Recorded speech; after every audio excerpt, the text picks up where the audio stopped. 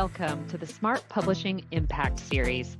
I'm Renée Lautermilch, Chief Editor at Smart Publishing, and this is the podcast where we explore all things writing, publishing, and the impact of storytelling. In each episode, I'll share insights and strategies to help you navigate the book journey, whether you're writing, publishing, or already an author. Plus, you'll hear from inspiring authors who are using their book to change lives. And if you're passionate about storytelling and ready to make an impact, be sure to subscribe, rate, and review. Now let's get started.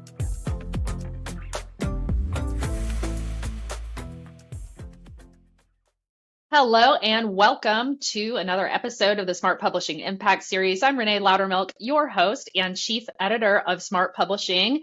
And today is a guest episode. I have an expert guest with me, highly anticipated. I've been wanting to do this for a while because we get so many questions about audiobooks that I have our very own friend here, Jeremy Schreifels, audiobook expert, on to talk about all things Audible, all things audiobooks for the next, what will probably end up being 45 to 50 minutes. So Jeremy, welcome to the show. I'm going to nerd out today. I'm so excited to have you.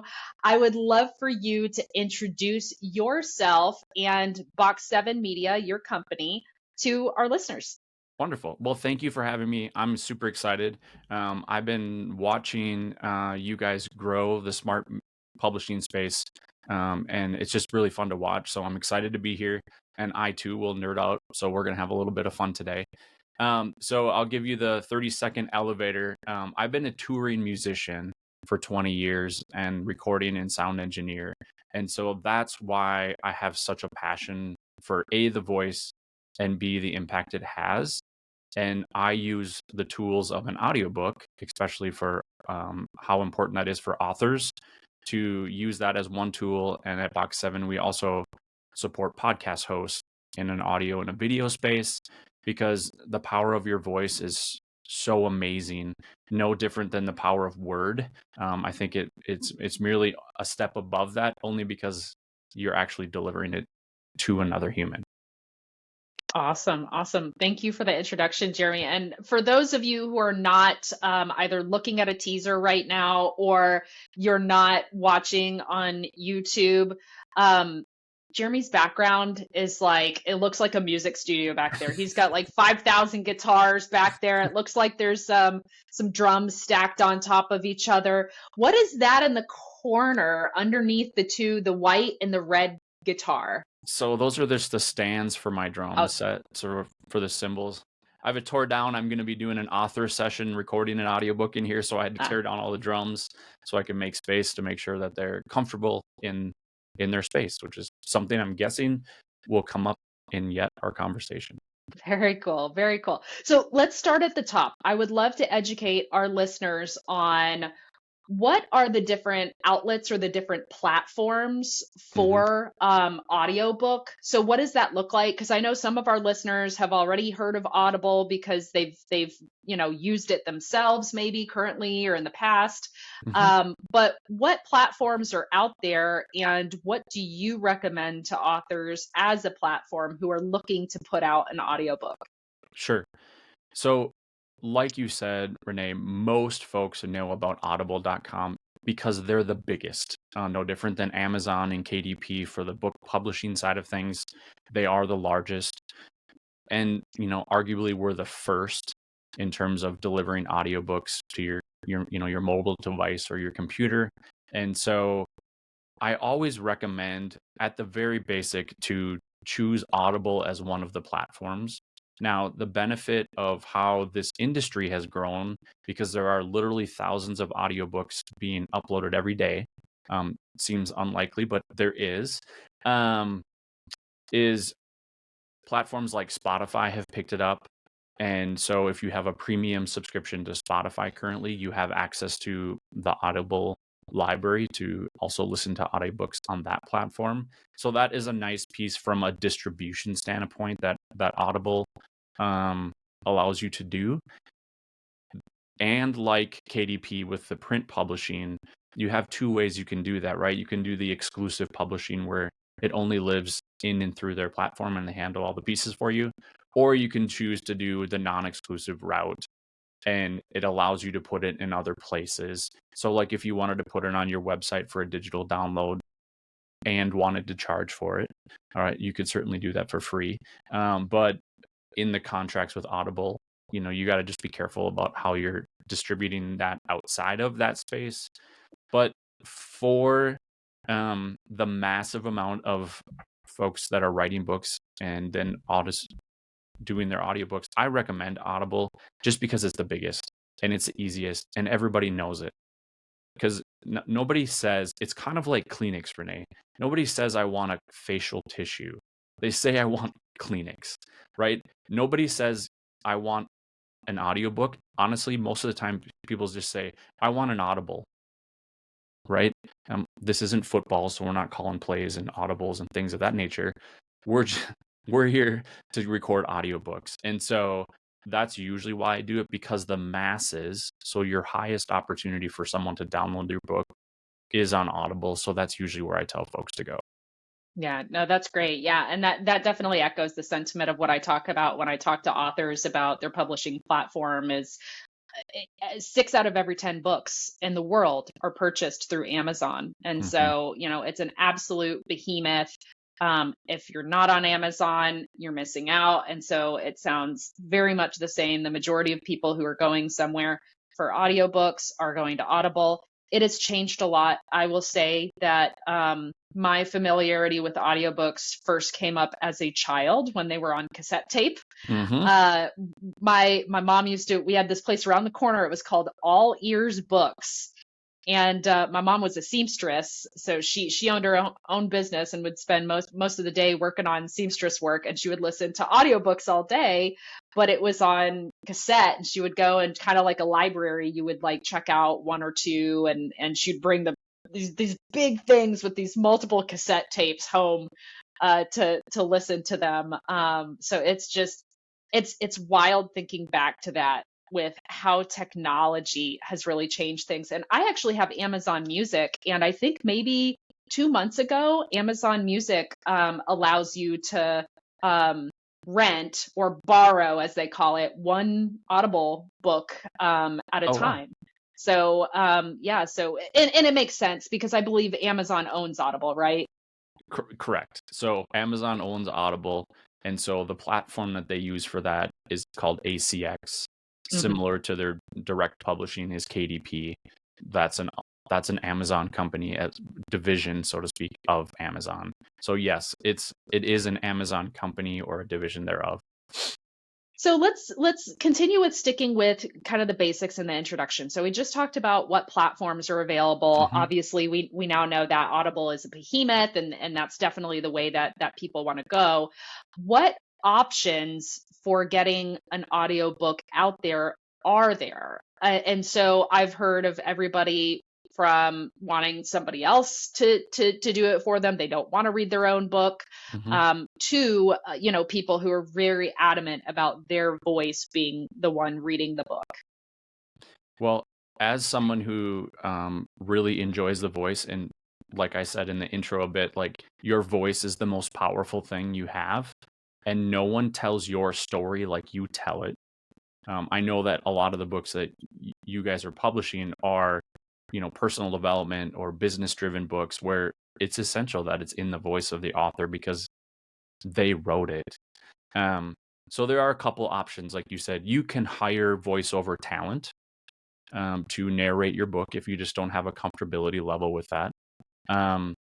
Or you can narrate yourself, which is always what I suggest. And I'll share a story. I had an author, we did her book last year. She was deathly afraid of doing this. Why are you making me doing this? And I can tell you it was the most therapeutic thing she's done. And she thought there's no way I'll make it through it. She made it through it with flying colors, with no problems, and just loved every piece of the experience, right? Because I can tell you that the amount of hours that you as an author are spending writing and editing and back and forth with your publisher and all of those pieces, yes, that is all a lot of work, because I too have done it. So I'm not speaking out of experience. I've definitely have done it. But when you have to read those words aloud and make them mean something, like it's just much more powerful. And the third way, and this is newer, like in the last year or year and a half, where it's actually viable, is there are some AI tools that some folks are using to do voice replication. You'll input hours of your voice, and it will actually generate a full book, your whole book for you. It takes some editing and manipulation, but it is another viable option out there that folks are able to have access to. It's not something I subscribe to. So in full transparency, I personally don't recommend it. However, you're asking for how can I get my book out there? And these are the three ways that I know to do Yeah, that. yeah.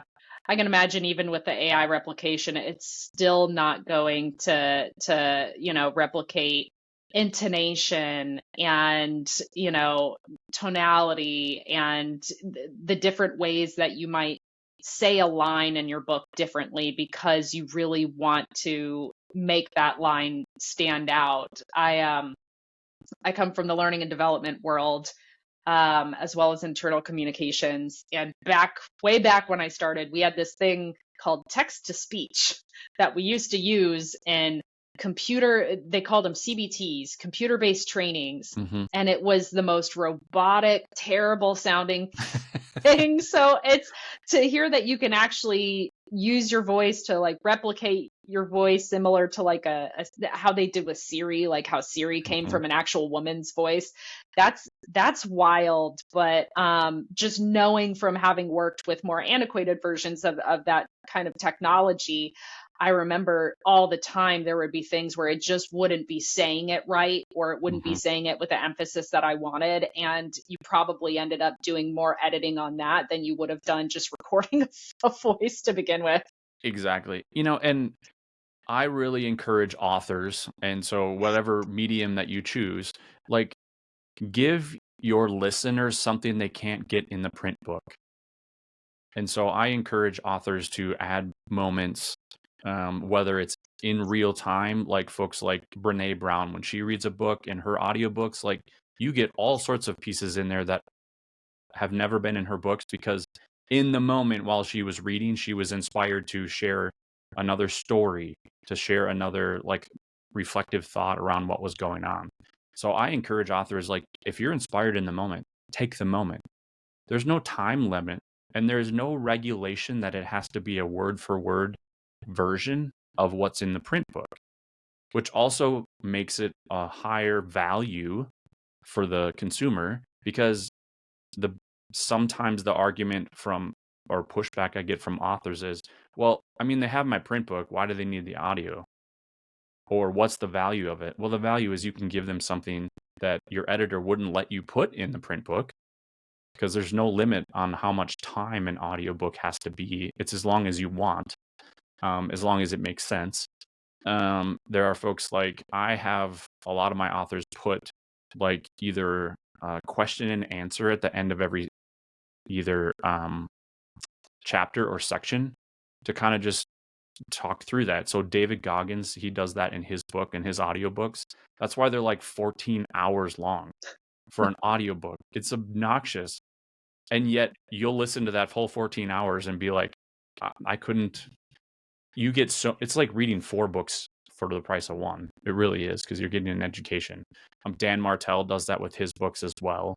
They're just really insightful because you actually get the author's voice.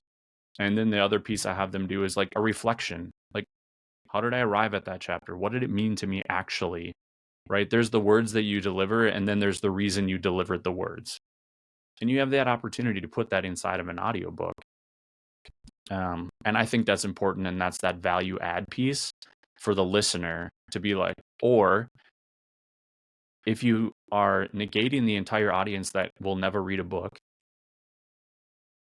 and the only way they get it is audio, right? Because there's a whole population of folks out there that I guarantee will never read a book, right? If you're watching on video, you can see over to the side here, I have my whole bookshelf. I can tell you and attest to you, I've read all of those books. They don't make it to my shelf unless I've read them. And many are books of my friends who have published books. But I didn't used to be a reader. I started by audible books and listening. And I'm like, oh, I have to have that in print because I want to make notes and I want to find out more. I want to pull those quotes, and trying to find a quote in an audiobook can be a challenge versus I can just go to the book, open the page, highlight it, mark it, post it, note it, all those things. So it gives you a real value add as an author to put things in there. Like, so just to kind of give a frame of mind, like a typical personal development type book is about between 150 and 180 pages. I would imagine, Renee, that's similar to what a lot of your authors are doing, maybe a little bit more, maybe a little bit less. But to get a spine on a book, it needs to be about 150 pages. And so that's about a 3 to 3.5 hour audiobook in terms of finished audio. Now, that might be the case, but I've had some audiobooks that have been over 4.5 hours because we added 45 minutes to an hour of additional content that the reader will never get with the print book. And so they can become a cross-promoting sort of system. And again, there are those audiences that can't read. Reading comprehension is hard. The human voice is always more soothing, it's better, and you get the emotional attachment to what you can't get as a reader. Yeah, I love that. So it's like bonus content in a sense. And I will say, one of the books that I have here back on my bookshelf on the bottom shelf, because the other shelves are reserved for books that we've published, but the bottom shelf has some kind of like, general books that are out there that most people have read, like Extreme Ownership, for example.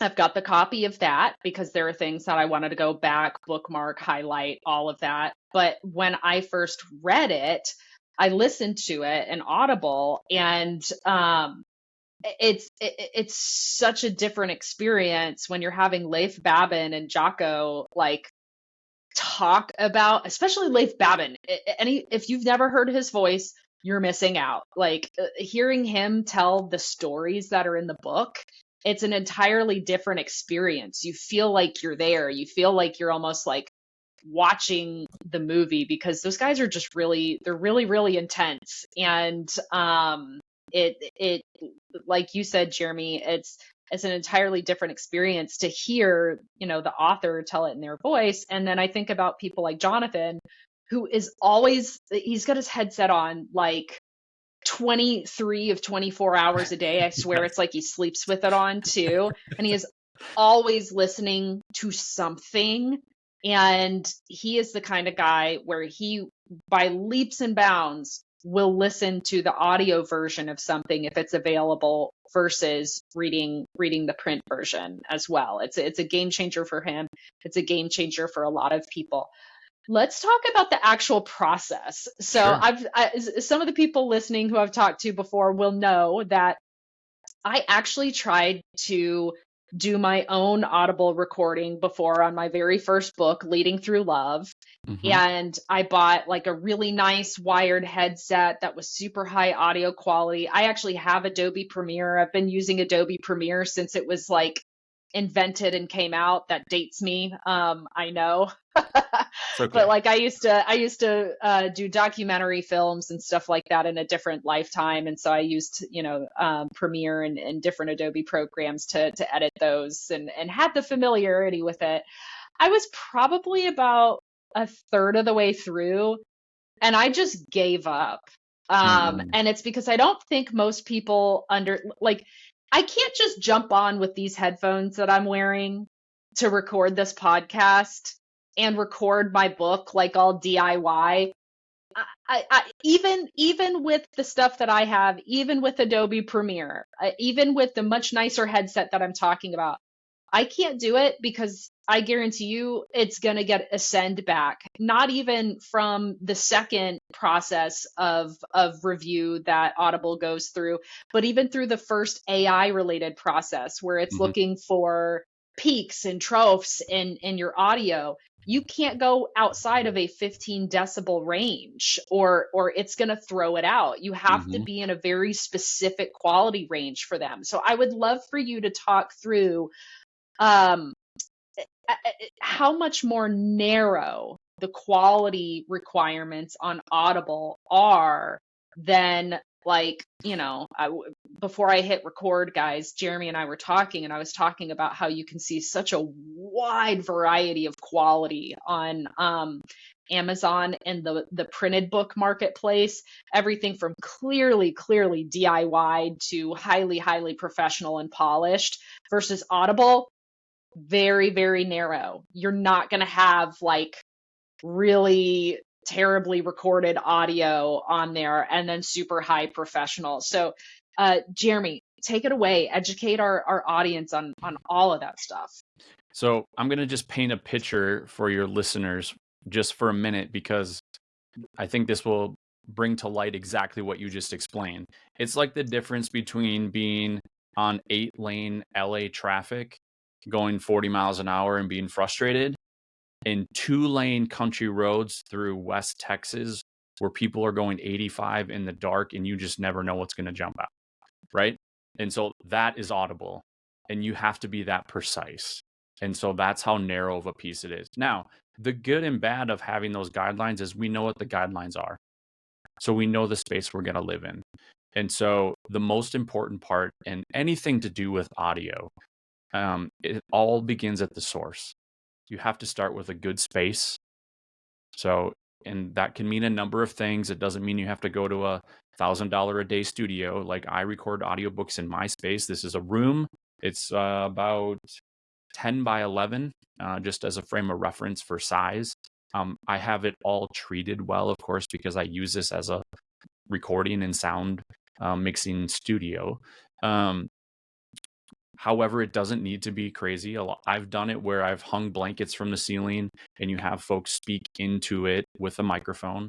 But having a good microphone that has good signal, so that you're starting really with a good source, so that when you go into that tedious edit mode, because you need to cut out all the breath sounds, all the mouth smacking sounds.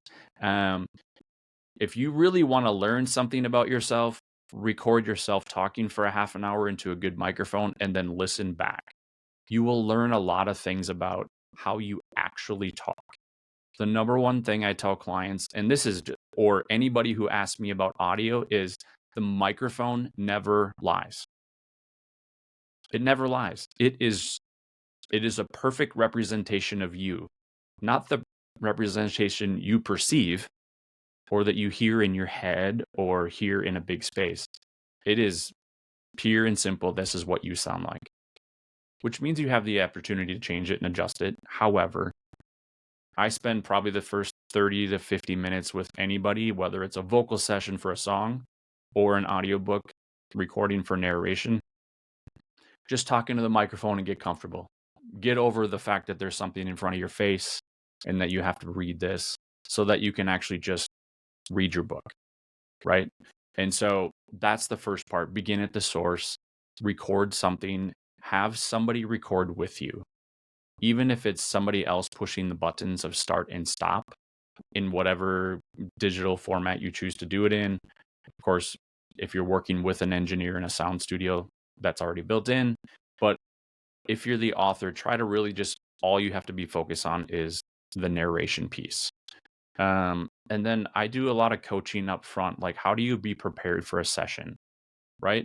So I recommend walking 10 to 15 minutes a day, 5 days a week for about 2 to 3 weeks leading up.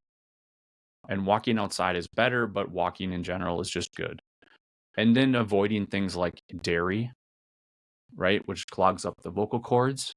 And then try to drink as much water, eliminate caffeine, coffee, those things. I always have a box of throat coat tea in every session because it is the savior of every vocal session.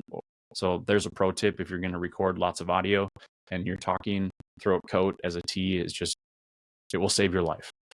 And then I say, practice reading about a half a chapter of your book each day.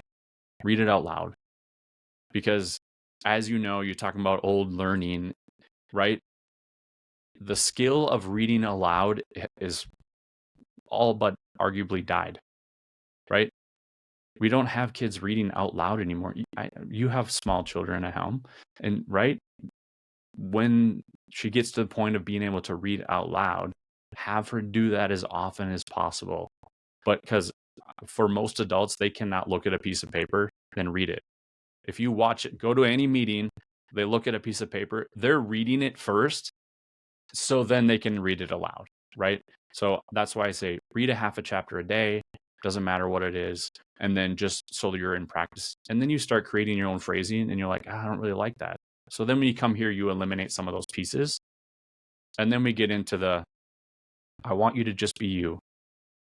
Don't try to be anybody else. Unless you're recording a fiction book and we have to do character personalities. That's a whole different process. And Renée, that's probably a whole different podcast. I try to stay in the nonfiction space, so there's one voice, one character, one sound. And really try to just be as authentic as you can as you're reading. Take your time. Most folks actually read faster than you need to. Okay. So you got to think about it. What sounds comfortable when you listen to something on Audible at about 1.25 speed?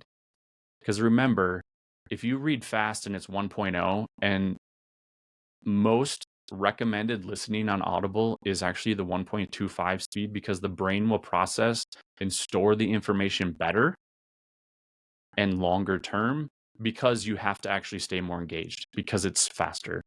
So if you speak fast at, call it 1.0 speed, and you go to 1.25, and now you start sounding like Alvin and the Chipmunks, which will also date me, then it becomes distracting to the listener. And so the reason I pick a good sound source, make sure that you are taking care of your vocals in your voice, because they are muscles. You have to take care of them, kind of like if you work out at the gym, and you practice reading, that you're getting the good, clean, uninterrupted, and non-disruptive sound to the end listener. Now, as the editors, we are going to take out as much as that as possible, but it still needs to remain sounding like the phrase makes sense. It still needs to sound like it's a conversation, and it needs to not be lifeless. I love the nuances, because you're right. Like until you actually start the process, there are so many things that you don't think about that all of a sudden are top of mind. I remember when I started recording mine, there were quite a few times I was tripping over my own words and stuff, and it's because there were a few sentences here and there that were phrased a little bit unexpectedly, and the phrasing was fine. I just needed practice and expectation for that, because your brain jumps ahead so far that it wants to summarize what it's about to read versus necessarily like reading it as it is. And then the other one was, we can sit here and talk just fine right now, but there is something about reading your book where I love the walking thing. You will be out of breath. You will unexpectedly be out of breath. You'll be in the middle of a sentence and think, how am I supposed to say this whole thing without taking a breath? And I don't know if it's maybe just the nerves or something that contribute to that, but I found myself all the time having to redo a part because I had just suddenly run out of breath and couldn't quite get it all out. So yeah, I absolutely love the nuances. Let's talk a little bit more about setup, because from what I understand, part of what you guys do at Box 7 Media is there are two options. The authors can come to you and record in your studio, or you can actually go to them. What does that look like when you go to them? Because now you're going from like a prepared space that you already have to having to take stuff with you and sort of make the best situation out of what you're you're given once you're out there with an author. Right. Typically, Renée, when I travel to the author, I typically offer to source a studio in their city. And so that I'm going into a space that is controlled, and I give them the technical requirements that I have as a producer coming in to, rent this space. And so, I've actually, I haven't said this publicly. I just shared it with a recent author who I'm working with. I'm like, why should I limit it to where they are? Where would they be the most comfortable recording their book? And this person's like, well, I'd be more comfortable in this state. Great, let's go to that state. I'll find a studio. We'll source a studio in there. Because, right? Because what did I talk about? How can you be comfortable? How can you be the most authentic? All of those things. So like as somebody who wants to create that experience and that comfort level for the author, I'm like, well, I guess location doesn't really matter because I can find a studio for the most part in most big cities anywhere. Most people feel most comfortable being able to go home to their own bed at night and sleep, which is good. But if they're not wanting to come here I'm in central Minnesota, which is pretty easy to get to from anywhere in the US, which also makes it really easy for me to get to anyone else in the US. But to kind of just give an idea of what does that look like time wise when you're doing that recording, just because like sometimes I have to paint that picture and reverse engineer that a little bit. And I know you do this because you guys are doing the bestseller book launches and all of those and all of the pre and the during and the post. But on average, a finished hour of audio is about 9,300 words. So that's why the 150 to 180 pages is about 3 to 3.5 hours of finished audio, which means that's what's printed on Audible, and that's if you just did the book as is. However, what it takes to record that is a minimum of 2 days, and I do not let a author go more than 4 to 6 hours. Often it's about 4 to 4.5 hours, sometimes 5 on day one. And then usually we can wrap up on day 2 in about 4 to 4.5 hours. But what I've found is most folks' voices, like you alluded to, they just get too tired. Like, and people will be like, well, I talk all day. And I'm like, not like this, you don't. This is completely different. You're going to be out of breath in 10 minutes and you're going to be like, I feel like I've been talking for hours. I say, I know. And we're only in minute 10 and we got 3.5 hours to go. So, and then that's why I own a lot of that responsibility as the producer and in that coaching space to get them through. That's my job. And to stop them before they get out of breath and recognize in them, you're about to get out of breath in about 2 sentences. So we're going to stop now. We're going to take a break. We're going to walk around the house. We're going to go sit on the patio and have, a cup of tea or whatever I can do to get them out of their own head and then come back and go back at it again. Right. And so it's managing expectations throughout those sessions. And then once that's all done, it takes our team about 45 to 60 hours of editing to get through that book the first time. And then we send that to the author and then we do all the quality checks and all of those pieces. So that's about another 10 to 12 hours of time to get through the book. And then we do all of the uploading to ACX for them to make sure that it passes all those AI tests when you do the first upload. And I say, I all but guarantee that it will go through the first time. Right. And I know you know why this is important, Renee, but for the listeners and those watching, here's why it's important. ACX has up to 10 business days, not calendar days, to approve and release your audiobook. And I have had it go all the way up to 9 full days into like the last hour before the 10th, where I was going to email them saying what's going on. So most of the time that hasn't happened, but I have had it happen. So, I mean, I just paint that realistic picture. And so our process from the day we hit record the first time, it's about 60 days until I can release that book. Yeah. Yeah. And what you're saying about getting it through the first time is so important. So like for anyone listening, just imagine that you've spent all this time, all this energy recording, and you're like, I'm done. And it passed the AI checks. And then you get up to that like 9th hour, like Jeremy says, and then you get a send back. and you don't pass, oh my gosh, that's where I finally was like, I didn't get that far. But that's where I was like, you know what?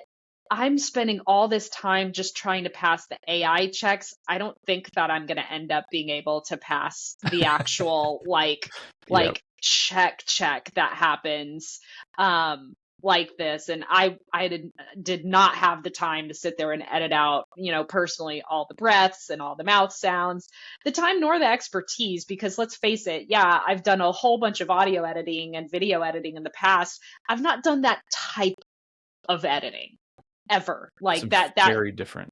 it's very nuanced, it's very different. You have to know what you're listening for. Absolutely. And then one more thing, what if you think that Jeremy is exaggerating in terms of the out of breath thing? Um, so or like how quickly your voice will wear out. I, in another former life, I used to do fitness certifications Hmm. all day for 3 days. And this was about 6 hours a day in a really loud gym with music blaring, weights clanging. And I would have, a group of anywhere between 10 to 30 new personal trainers who I was yelling, instruction at all day. And my voice would probably wear out on that third day. When I was doing the audiobook, totally different. My voice was wearing out after about like an hour or so. Mm-hmm. I've lived many lifetimes, Jeremy. I've also been a lead vocalist in multiple bands when I was late teens, early 20s, and so I've done studio recording. We still have some stuff on Spotify. I'm not going to name the band so nobody could go out and find it. I want to find out afterwards. So once we hit stop, you're on it. but like I've been in studios all day doing vocal recordings, and still it's it's not this. That was actually easier on my Mhm. voice than this. And I think it's because there's just this certain amount of precision that's happening between brain processing. Like when you're singing, like, your lyrics, it by heart. You don't have to Mhm. look at anything, you don't have to reference anything. I know you wrote your book, you don't know it by heart. I don't know any of my books by heart. And so there's just a lot of mental processing that's going on. And I Jeremy, you probably know better than I do, but for anyone who is listening that was like skeptical of that, I just want to say, like, hey, these are my experiences that I've had, and what he's saying, audiobook is it's just a whole different ball game on so many different levels. Yeah, and I had to learn that when I came into this space, right? I said I've been a studio musician and been producing artists for 10, 15 years. Um, and I would take a vocal session over a narration session personally all day long. But here's the difference. And yes, it's the precision, but you're all alone. When you're a singing vocalist, you have the instrumentalist behind you, you have music to help you move you forward. It eliminates all those brain conversations as to why you're reading in real time. So Mm. what I typically encourage authors to do is like bring pictures of your family. What are things that just make you get out of your own head? Um, the author that was scared to come and do her audiobook, she brought about 25 or 30 fidgets that she would just play with while she was reading and would do all sorts of things to make herself. She was also very ADHD, so she was worried she wasn't going to make it through the session. And Renee, she did incredible. And she will tell you, like, I don't know how I did that. And it was because she could just be her. She could have all the tools she normally has to defeat all of those, brain anxiety pieces already just in normal life. So if I just say, well, bring it with you. Have that stuff with you. I'm going to create an experience where you can be the most successful, and I do the best I can to eliminate the most amount of variables, because I know that the brain is going to show up. You can't get rid of that one, right? We need that one. You're going to fight enough with it. And so if I can eliminate all of the other ones so that all we have to do is work through that, it goes a lot better. And I don't want, Renee and I are talking like this is stressful and this is hard. I can tell you it will be the biggest joy you have, but we're not diminishing the amount of work it will take. And arguably, when you have this piece of work that you have put out there in your voice, you want to be proud of it and you want to be good. The other piece it gives you, for those of you that want to use it for more than just the Audible book, bring a video camera, set it up, and you got evergreen content for years. Years. And then you have it forever. Absolutely. Yeah, no, that's a great point. Yeah. And then for any of you who are looking at getting into speaking and keynote speaking, especially, definitely a huge asset when you're working with speaking agencies or people who want to hire speakers. Not only do you have to have a book, if you want to be a keynote speaker, you have to have a book. What Mm-hmm. gives you, even better, better potential at getting speaking gigs is when people can hear and see you speaking as well. And this does just that. It helps build out that portfolio a little bit more that you're sending to agencies who are booking gigs on your behalf. Jeremy, as we get close to landing the plane here, I would Mm-hmm. love for you to just share any kind of parting wisdom or thoughts or need to know items about Audible and audiobooks with our audience. Well, I definitely would recommend going back and listening to the rest of this episode a couple of times because I'm sure you're going to pick up something each time. And I tried to lay as many nuggets as I could on you. But really, it is think about it as a real thing. Don't just put it off. And it doesn't have to release at the same time as your print book. Sometimes that's a misnomer. People are like, well, I got to get it all done at the same time. Well, arguably, you cannot finish it until the full manuscript is actually complete. So depending on what that finished manuscript to publish date is, that may or may not be possible. And that's okay. And also, it's another bump in your book sales later down the road because you'll release the audiobook and then you'll get more print book sales. So it'll push you back up. Enjoy the process, embrace it for what it is, have the experience and do it. And if you don't want to, it's okay. I think everyone should do an audiobook, but that doesn't mean that everyone has to. Of course, Renee and I put out content for authors, whether it's in the print space or in the audio space. So we want all authors to do that. But I also know that it's not for everyone. You have other options other than just you narrating. Actually, I just got a message this morning from an author. I narrated his book 2 years ago. Like I was the narrator and the editor. It's not my favorite piece. That's why I have other editors now. So they do the editing, even if I do the narration. But he's like, I got a second book. Can you please narrate this one? Because I want consistency. So that's another thing to just kind of be thinking about as you're doing it. Just like, it doesn't have to be you. I always say the best person is you. But if there's going to be someone else, pick someone that you think your audience is going to resonate with your words through their voice. Awesome. Thank you, Jeremy. And thank you for mentioning the it doesn't have to be released at the same time as your print and your, digital ebook formats. For anybody out there listening to this who maybe published a book, years ago, this is a really great sort of relaunch strategy. If you're looking to freshen that book up and get it back out there and get more attention on it again, this is actually a really great remarketing strategy. Like Jeremy was saying, now it's like, hey, I've had this book out for 2 years. Now we're introducing the Audible version, and boom, it's like you have a brand new book all over again. Right. Love And it. remember, not everybody read your book or knew about it the first time. Yeah. Arguably, if it's 2 years later, you probably have a bigger, more vast audience. And now they're going to be like, wait a minute, you're releasing an audiobook? Well, that means you have a book.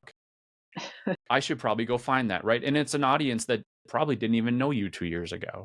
So you get a whole resurgence, and it doesn't have to be well, I released this 2 years ago and now I'm doing the audiobooks. Like, here's the newest version or the newest format of my book.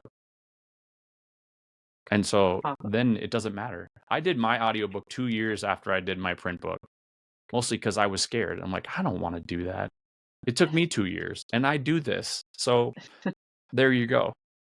Yeah. It's definitely something to where, like, if you're going to do it, you got to do it. Absolutely. Jeremy, where can our listeners find you?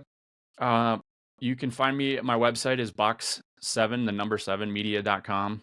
Otherwise, Facebook, Instagram, LinkedIn, all of those spaces, you can find me. I love talking about this. If you just need help or thoughts or guidance, please feel free to reach out there. I also, on my YouTube channel, which is my podcast, Rhythm of the Road, I have an audiobook series. It's called Audiobook Adventures. And it is just episodes that are tips and tricks about audiobooks specifically. So you can definitely check those out if you want more in-depth pieces. You might hear some repeated information of what you heard today, but as humans, we know that we love repetition, and that's actually how we learn. And so hearing it multiple times is actually always good. Perfect.